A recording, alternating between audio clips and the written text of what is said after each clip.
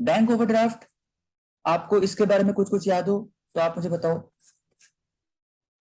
Sir जैसे bank से ज्यादा पैसा ले लिया, जैसे चेक दिया और हमारे पास पैसे नहीं थे, मतलब कम थे, तो बैंक ने हमारे बिहाफ पे पे कर दिए, आई गेस ऐसे कुछ।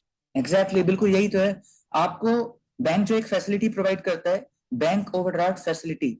इस फैसिलिटी के तहत आपको मिलता क्या है कि अगर आपके बैंक अकाउंट में, मैं आपको साथ साथ बना रहा हूँ, बैंक अकाउंट जो है, सपोज उसमें आपके जो है जो बैंक बैलेंस है, उसमें आपका बैंक बैलेंस सपोज 55,000 रुपीज है। लेकिन आपको पता है कि आपके जो चेक है वो तो कई कई बार 80-80 हजार, 1-1 लाख के भी होते हैं।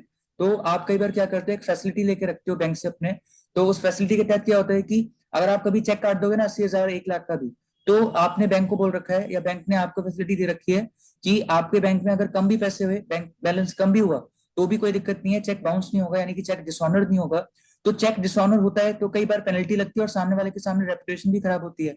तो उसको प्रिवेंट करने के लिए, उससे बचने के लिए हम क्या करते हैं, एक फैसिलिटी ले लेते हैं बैंक से कि आप प्लीज मेरे बिहाफ पे ना ऑन द गिवन डे पे कर देना, हम बैंक को कहते हैं। और बैंक ने अगर इस तरह की चीज करी है कि आपके बिहाफ पे पे किया है, तो आपका जो बैंक का बैलेंस है वो नेगेटिव में चला जाएगा। सपोज हमारी जो पेमेंट हमें करनी थी, जो हमने चेक काट के दिया, तो वो कितनी पेमेंट करनी थी हमें उसके बेसिस पे 80 हजार।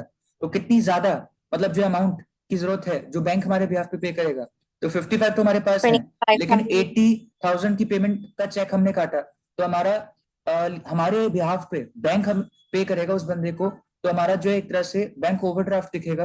यानी कि बैंक ओवरड्राफ्ट का मतलब होता है नेगेटिव नेगेटिव बैंक बैलेंस। इसका मतलब ये होता है बैंक ओवरड्राफ्ट, यानी कि नेगेटिव बैंक बैलेंस हो जाता है उतने अमाउंट से, जितने अमाउंट से आपका पैसा बैंक में नहीं है, उल्टा बैंक ने आपको कुछ पैसे दे रखा है, तो जो आपको लौटाना है बैंक को। तो बैंक ओवरड्राफ्ट को इसलिए हम क्या बोलते हैं, बिजनेस के लिए, हमारे लिए, यानी कि क्या है, वो लाइबिलिटी है।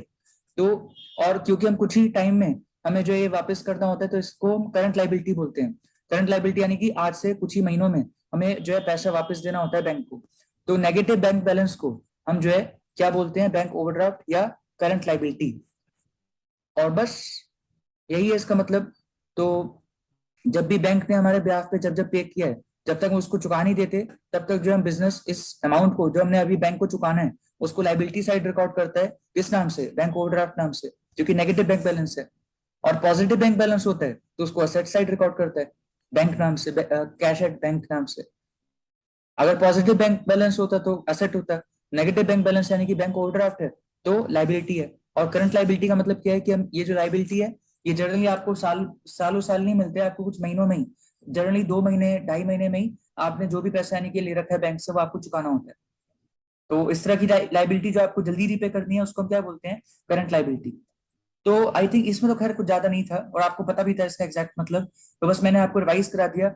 और तो इसमें इतना ही है बस, बैंक ओवरड्राफ्ट का मतलब यही है।